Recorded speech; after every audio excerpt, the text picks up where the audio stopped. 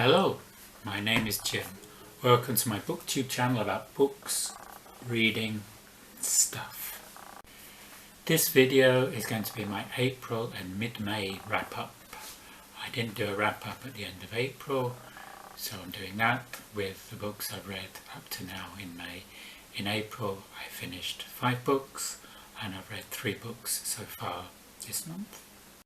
The first book I finished in April was The Collector by Mette Hancock.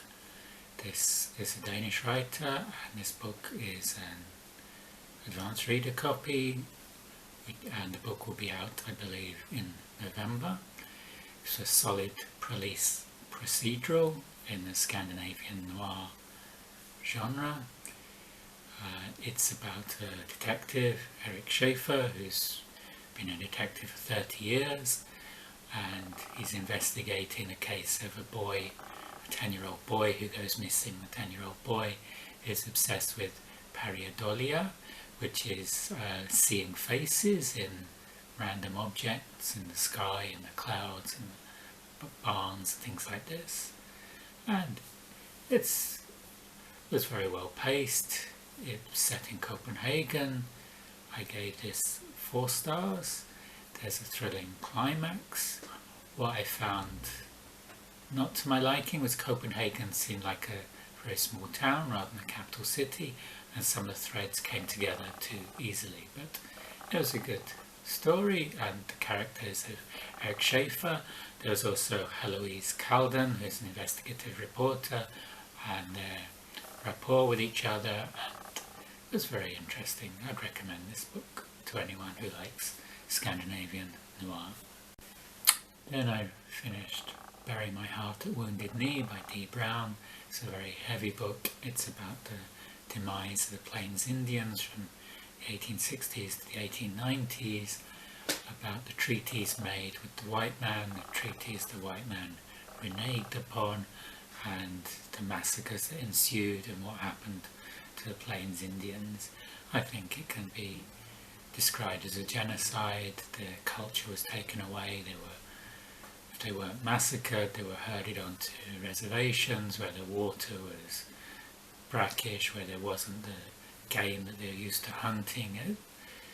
It was a very sad demise. It's a tale of how the West was stolen, not how the West was won. And Stormfront. Stormfront is the first of the Dresden files, starring Harry Dresden. Harry Dresden is a wizard who lives in Chicago, and he makes a living as a private investigator of the paranormal.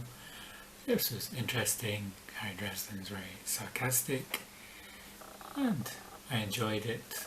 I've downloaded the second book of the Dresden files to see how the story continues, but this can work as a standalone. I also read A Dead-End Job by Justin Alcala at the same time as Stormfront, which was probably a mistake because they're quite similar. In A Dead-End Job, Death wants an intern. He's persuaded by his IT guy Jumbo that he needs an intern so he can take some rest and relax, and the intern chosen is Buck, who's his out-of-luck hitman in Chicago again. So I was getting confused between the two Chicagos.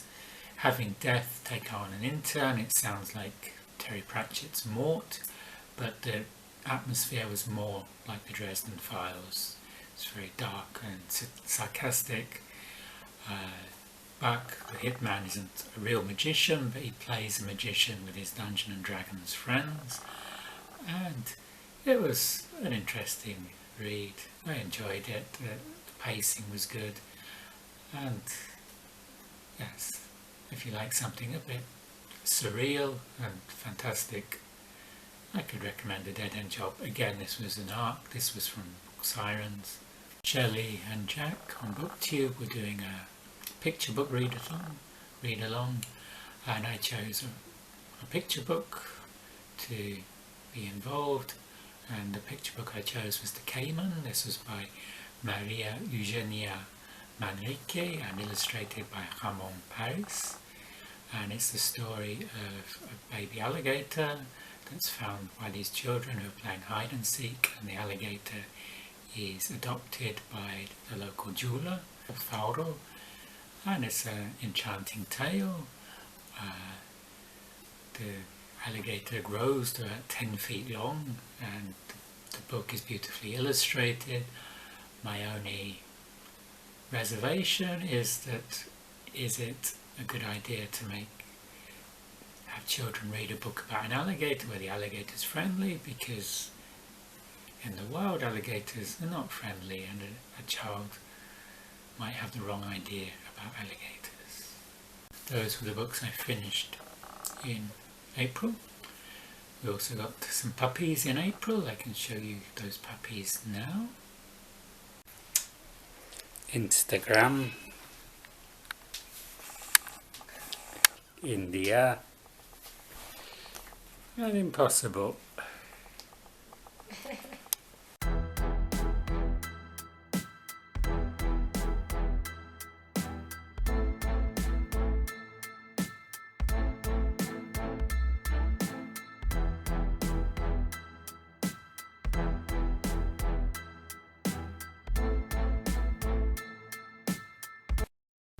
So far in May I've finished 3 books. The first was Homo Deus by Yuval Harari Noir. This is like a history of tomorrow.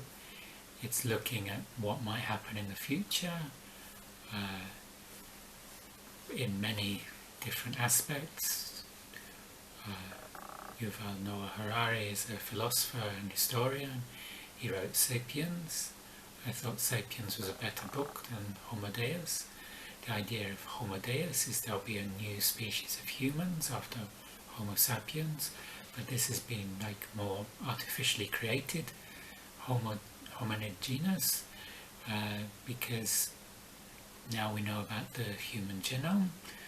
We can splice it, we can make designer babies, we can have a new elite human. But this will cost money, so there'll be the elite human Homo Deus who can do more things, is more intelligent, has more memory, is stronger, everything, and the Homo sapiens who'll be left behind. May is MayoftheModerns, and for this I read A Tree Grows in Brooklyn, which is set in the 1910s in New York and was published in 1943. So it fits neatly into the modern period, which is 1903 to 1945. It's by Betty Smith, and it tells the tale of Francie. Francie is a young girl growing up in impoverished circumstances in Brooklyn.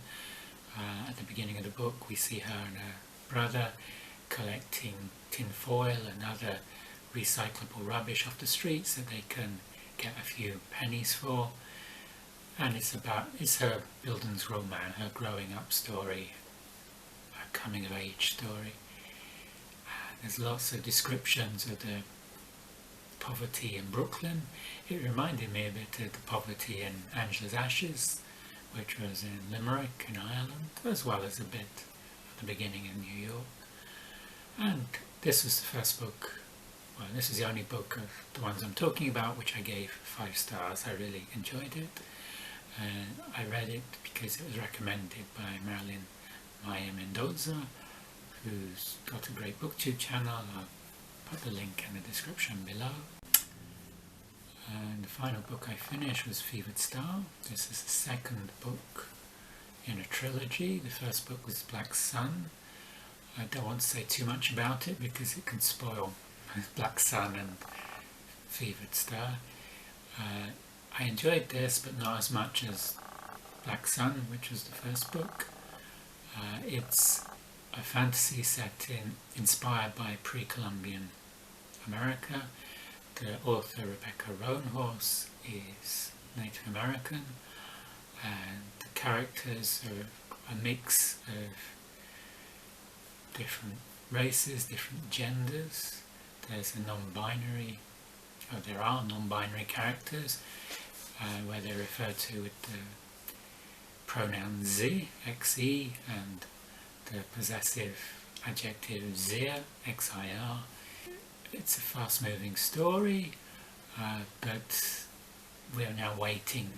We'll have to wait another year for the third part, the trilogy, to round off the series. I'm currently reading 3 books. This one, The Master and Margarita, also from MayoftheModerns by Mikhail Bulgakov. 7 chapters into it. It's interesting, but I'm getting distracted by other reading. I've started rereading East of Eden by John Steinbeck. My last video was about why we should reread. The final book I'm reading is The Last Girl to Die by Helen. This is an advanced reader copy from NetGalley. It should be out in September. It's set on the island of Mull on the west coast of Scotland. A Canadian private investigator, Sadie Levesque, is called in by an American family whose daughter has gone missing. Sadie, in the first chapter, she finds the grisly remains of the girl, Adriana Clark, who is Hispanic and 17 years old. And she finds her investigation is continually hampered by the local police, particularly in the shape of Sergeant Harris Ego, who doesn't want her investigating and interfering with the Scottish investigation. And I'm about a third of the way through it. It's a very gripping story, and I hope to finish it soon. So that was my wrap-up of April and mid-May. If you like this video, you can like and subscribe below, and I will see you on the next video. Goodbye.